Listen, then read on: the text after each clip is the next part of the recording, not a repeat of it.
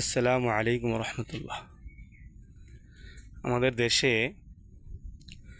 যারা কিনা নবীর সুন্নত মেনে চলার চেষ্টা করে, যাদের জিন্দিগিটাকে নবীর সুন্নত তরিকা মতন চালানোর চেষ্টা করে, প্রত্যেকটা কাজ তারা নবীর সুন্নত মোতাবেক করার চেষ্টা করে, তাদেরকে গালি দেওয়া হয় ওয়াহাবি বলে।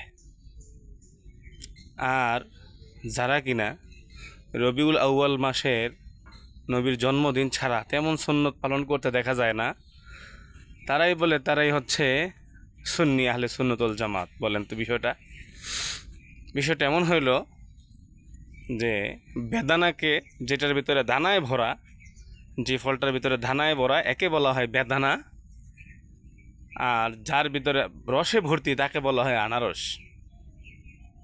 বুঝতে পারছেন? তো যারা সুন্নত পালন করে বেশি, তাদেরকে ওয়াহাবি বলে গালি দেয়, আর যারা সুন্নত পালন করে না, তারা নিজেদেরকে সুন্নি বলে দাবি করে। বিষয়টা হাস্যকর না আপনাদের কাছে?